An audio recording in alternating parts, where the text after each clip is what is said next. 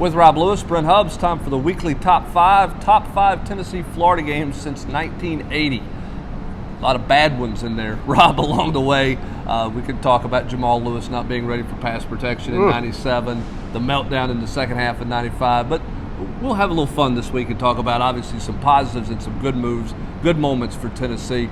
Let's go with the top five. Give me your first one. Let's go in reverse order here. In reverse order, if we're going in reverse order, I'll go 2000. I mean, great game. That's a loss. I know. That's the catch, no catch by Gaffney. Can't have this list without that one on there. Travis Henry, what a phenomenal game. One of the most controversial calls I can remember in a Tennessee football game in 25, 30 years. People still, you get a Vol fan's hackles up in a heartbeat if you just mentioned Jabbar Gaffney. And, I forget the referee's name, wasn't allowed to work inside Neyland Stadium for the rest of his career, basically, for the rest of Philip Fulmer's career. Right. That was a game that, Tennessee was an underdog. A.J. Suggs was playing quarterback. Fred Weary gets hurt. And Travis Henry just had one of the best individual performances that I can remember a Tennessee player having that day. No question. If you don't throw that out, that gets a pick six with Lito Shepherd getting the pick six going the other way. And then Tennessee on that final drive had two chances to get off the field on third down and couldn't get a stop there. Just a heartbreaking loss for Tennessee, which really took away from, I think, Travis Henry's best performance in terms of an entire game. Now, the end of the game against Arkansas in '98, he was dominant, but for an entire game, he was dominant. And he was all Tennessee had. Florida wasn't remotely scared about A.J. Suggs beating them, remotely. No. And Travis just kept making it happen. And that was a transition year. You lost all those fantastic guys off the 98, 99 teams. They'd be really good again in 2001. And that, not a lot going on that year. And I just, it was a loss. I'm sure some people may disagree with that one, but that was a great football game that ended in, controversial fashion. Yeah, if you're not going to put that one on the list, then I would go with Tennessee's win in the Smoky Grays under Butch Jones, where Juwan Jennings gets down the sidelines and Dobbs hits Josh Malone and he hits, I guess Josh Smith as well. That was as well in the second half as Josh Dobbs played in his career in a win that Tennessee had under Butch Jones. Huge, and that was a huge game for fans. Oh, yeah. Huge game. Get the monkey off your back there. Just frankly, I cut that one just because of what it led to. The fact that they didn't do anything that was they're on the way up the mountaintop and then they fall down and flat on their faces. Yeah. I don't think any head coach in the SEC East will ever beat Georgia and Florida the same year and not make the championship game. Butch, tip of the cap. Yeah, certainly did that. All right, let's go to number 4. I'm going to pick number 4 as we go in reverse order. I'm going to go the rain game in '92. Mose Phillips checking his watch. I was in the stands for that game. Same here. Saw the lightning come. This was back before lightning detection. There would have been a lightning delay in that. There would have been a lightning delay. You could see it right before the half. You could see it coming. It was so hot in the first half of that game, just miserable hot. And then the floodgates opened, and it rained and rained and rained. I remember the student section throwing a lot of ice at Eric Rett, which is why they went to the other side of the field for a few years, but before they got changed back there. But Heath Schuler.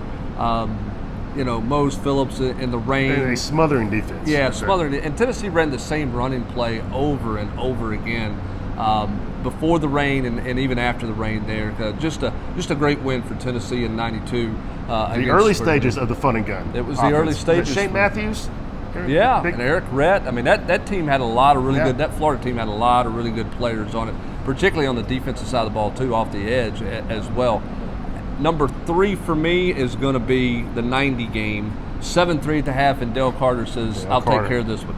Takes that opening kickoff back. John Ward, I still remember, just going crazy, and that was just like lighting a stick of dynamite inside Neyland Stadium after he did that. Hard fought game, 2 top 10 teams, and then just the floodgates open, and you had the Dale Carter kick return and the Von Reeves tight end reverse touchdown pass. 2 iconic early '90s plays. Certainly 2 great plays. And the other thing that stands out to me about that game, nobody knew what that rivalry was becoming more than John Ward did. If you go back and listen to the entrance that he had when the T opened in 1990, that intro, it was homecoming, you could feel in his voice that he knew this game was going to take on a whole different direction from a rivalry standpoint with Spurrier there. You could feel it in his passion leading up. To me, it's his greatest intro to any Tennessee game with the T opening up.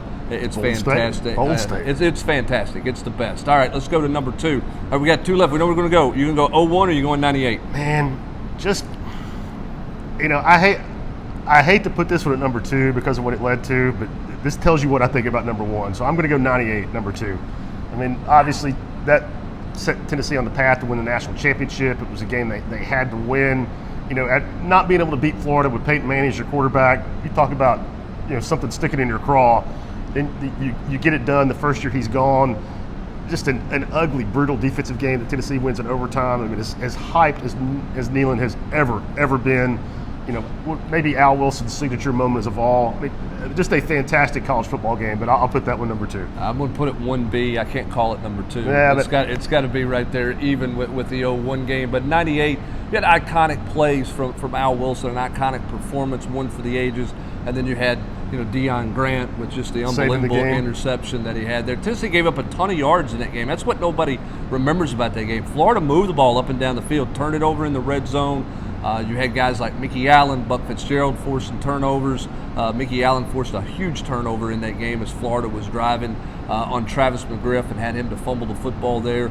Jamal Lewis ran hard against a very stout defense.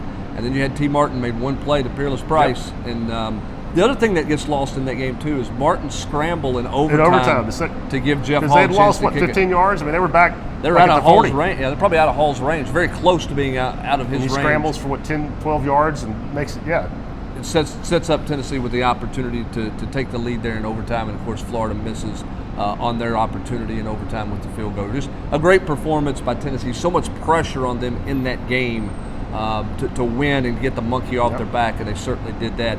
That takes us to 2001. I've said this. It's the only game I've covered that's been a playoff game. I don't know what it's like to cover the college football playoffs, obviously, but that was a college football playoff game. That December night in 01 game was canceled, obviously, because of 9/11. That allowed Dante Stallworth to be healthy and be a part of that game. He would not have played. John Henderson probably would not have played either with an ankle injury. Tennessee had full health, and then Travis Stevens, and that run game put on a show. I mean, one of the greatest running back. I mean, Travis Stevens doesn't make anybody's short list for best running backs that have played here, especially with what came through here in the 90s. But that day in Gainesville, he was as good as anybody Tennessee's ever had. What was the guy's name? Todd Johnson? Was he the safety? He's still looking for Travis Stevens. He's still trying to get the footprint off of his chest and find him, because Travis Stevens made him a fool all night long. I mean, just the way Tennessee had played in the swamp, in the last decade. You referenced the 95 meltdown. Jamal Lewis not being ready in 97. Just nothing good had happened to Tennessee, and they went down there and just blasted him. Well, and it was the birth of Casey Clausen. I mean, he had performed well, but that was the iconic game for him. Iceman. Not afraid. That's when he became the Iceman. Right. Not afraid of the moment. Loved the moment. And remember Jason Witten, Hall of Famer. Yep. Early, ugly start to that game. Had a couple of fumbles. Philip Fulmer sticks with him. In that game there, and that was also the introduction of the Prowler package from John Chavis. And then Florida's throwing in the end zone at the end. I mean, with a chance to get it done. I mean, and as great as that game was, though, doesn't that kind of encapsulate Tennessee football? In that opens you up to play in the national championship game in the Rose Bowl, and then the next week's the greatest heartbreak of the last 20 years. You go lose to a backup quarterback in the SEC championship game, and Nick Saban. Yeah, certainly did. But it was a great night for Tennessee. Oh, phenomenal. Everybody was booking a trip to the Rose Bowl, and Steve Spurrier, his last college game at Florida, as he would go on to the Washington Redskins after that as well. So there's our top 5 Florida games. Maybe we left something out. Maybe you got them in a different order. Talk about it with us on the General's Quarters.